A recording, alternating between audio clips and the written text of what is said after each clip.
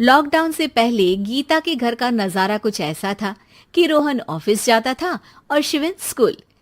जिनके घर से जाने के बाद गीता काम खत्म करके बाकी समय आराम करती थी।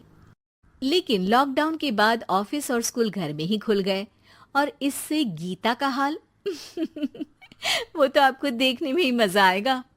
शिविन, ओ शिविन, महाराज उठने के लिए क्या 21 तोपों की सलामी लेंगे? अरे बिस्तर से बाहर निकल, ऑनलाइन क्लास स्टार्ट होने वाली है। अरे तुम भी हद करती हो, स्पीकर की तरह चिल्लाने की क्या जरूरत है? दिख नहीं रहा मेरी कॉन्फ्रेंस चल रही है। अब कैमरा और स्पीकर ऑन कर रहा हूं, मुझे कोई शोर नहीं चाहिए। इस पर जैसे ही रोहन लैपटॉप का कैमरा और स्पीकर ऑन करता है तभी कुकर की सीटी बजती है। करा लो अब इसे चुप। लॉकडाउन नहीं हुआ, मेरी मौत का फरमान जारी हो गया। दोनों बाप बेटे ने नाक में दम किया हुआ है।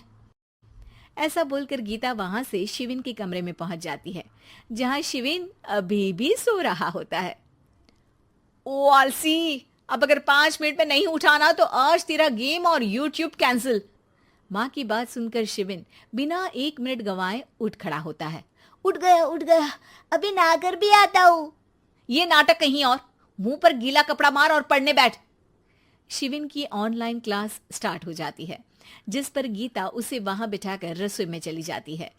थोड़ी देर में उसे कमरे से कुछ आवाज सुनाई देती है, जिसे सुनकर वो कमरे में वापस आती है। हाय राम, तुझे क्लास अटेंड करने के लिए बोला था, कैमरा ऑफ करके बिस्तर पर नाचने के लिए नहीं बोला था।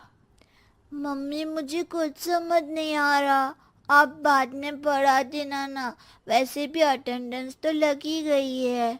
हाँ हाँ बेटा, जरूर बन जा। तू अभी से हम सबका बाप बन जा। अरे नहीं मतलब कहाँ से लाते हो इतना दिमाग, और पढ़ाई करते हुए ये चला कहाँ जाता है? नाइस क्वेश्चन, दिमाग से पूछकर बता दूंगा। शिविन की बातों से परेशान होकर गीता उसे मारने के लिए जैसे ही आगे बढ़ती है तभी वो कमरे से बाहर भाग जाता है। अब शिविन आगे आगे और गीता हाथ में चप्पल पकड़े उसके पीछे पीछे पूरे घर में दोनों घूम रहे होते हैं। इसी बीच वो रोहन के पास पहुंच जाता है और शिविन को मारने वाली चप्पल रोहन के लैपटॉप पर जाकर गिरती है। ओए माँ! मम्मी, अब पापा को चप्पल मार रही हो? वो आज तक के रिपोर्टर, चुपचाप जाकर क्लास अटेंड कर ले, नहीं तो अगली तेरे पीछे लगेगी। इस पर शिविन वहां से चला जाता है, जिसके बाद रोहन गीता से कहता है, इस सर्कस के लिए कुछ बोलना चाहोगी? अरे क्या करूं, जब से तुम दोनों घर में रहने लगे हो, घर अपने आप ही सर्कस बन गया है और मैं तुम्हारी नौकर। कभी बेटी को संभालो तो कभी बाप के नखरे उठाओ। इन्हीं सब उथल पुथल में दिन बीतते रहते हैं, जिसमें हर रोज घर के अंदर कुछ नया सियप्पा खड़ा मिलता है, जो ज्यादातर शिविन और रोहन के ऑनलाइन स्कूल और ऑफिस से रिलेटेड ही होता है। एक सुबह, शिविन चल उठ, आज की क्लास जल्दी है। कैमरा ऑफ करके आप अटेंड कर लो। अरे ऐसे छित्तर पड़ेंगे, दादी नानी सब एक साथ याद आ जाएंगी।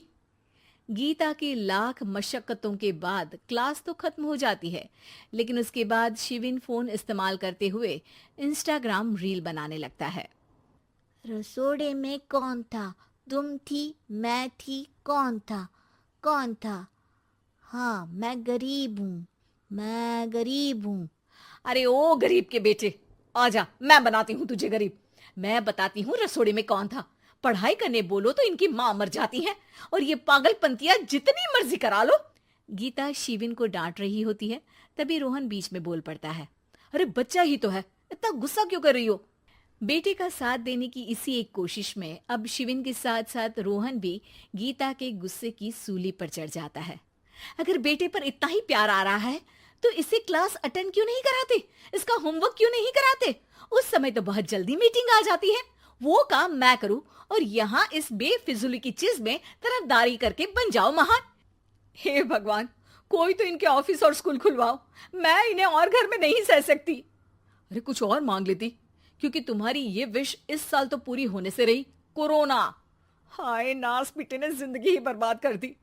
खाए कोई पचाए कोई, कल मुझे चुन चुन कर सबको मेरी बद्दुआ लगेगी। उन्होंने दुनिया का और इन बाप बेटे दोनों ने मेरा जीना मुश्किल कर दिया। गीता वहां से चली जाती है, जिसके बाद रोहन शिविन से कहता है, अरे तुम्हारी मम्मी इतनी भड़की हुई क्यों है?